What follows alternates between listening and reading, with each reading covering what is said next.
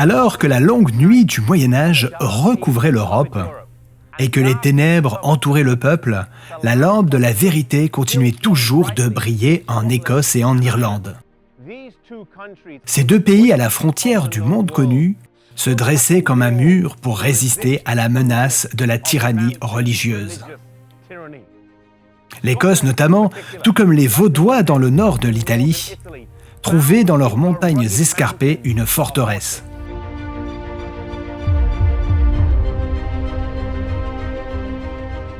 Iona est une île isolée, devenue célèbre dans l'histoire du christianisme. Elle est devenue le cœur névralgique de l'Église celte pendant de nombreux siècles, préservant la véritable foi biblique, enseignant, instruisant et envoyant des missionnaires.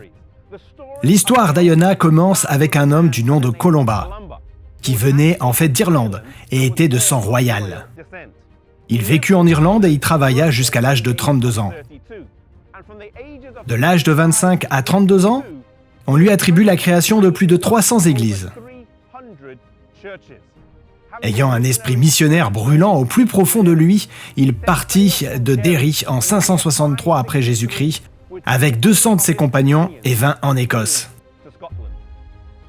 Ils accostèrent ici à Iona, au large de la côte de l'île de Mull, dans cette baie aujourd'hui connue sous le nom de Saint-Colomba.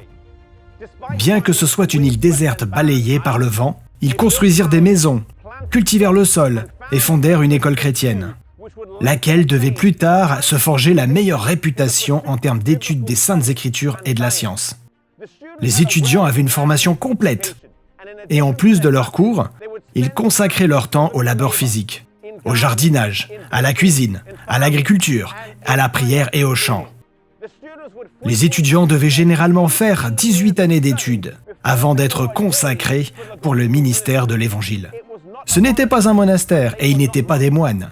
C'était un grand institut de formation pour la mission. La Bible était au centre des intérêts de Columba et de l'école ici à Iona. Columba construisit une église fondée sur la Bible et la Bible seule. On lui attribue la copie manuscrite de 300 copies du Nouveau Testament. Imaginez le nombre de copies produites par ses étudiants et ses collègues durant de nombreuses années où l'école se trouvait ici sur cette petite île d'Iona. Ils observaient les commandements de la Bible, y compris le 4e commandement. En fait, l'église d'Iona observa le sabbat pendant de nombreux siècles. À bien des égards, les croyants ici préservaient une foi qui leur avait été transmise à travers les générations, depuis les tout premiers croyants.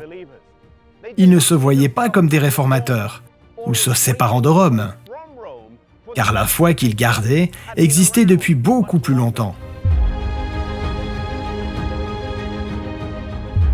Columba travailla ici pendant 34 ans, avant de s'endormir en paix le 9 juin, un jour de sabbat.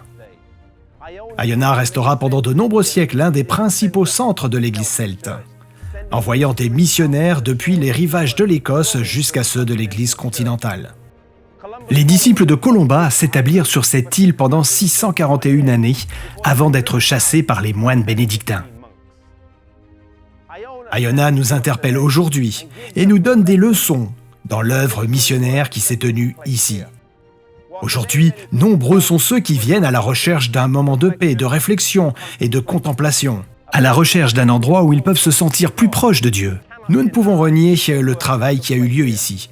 Peut-être Dieu vous appelle-t-il à aller vous former, comme les missionnaires qui venaient ici, pour être formés et ensuite servir dans la mission. Peut-être que Dieu vous appelle pour être formé pour le service missionnaire. Peut-être qu'il vous appelle à un ministère à plein temps. Peut-être que Dieu vous appelle à changer totalement le cours de votre vie. Et si Dieu vous appelle, n'endurcissez pas votre cœur et suivez les directives du Seigneur.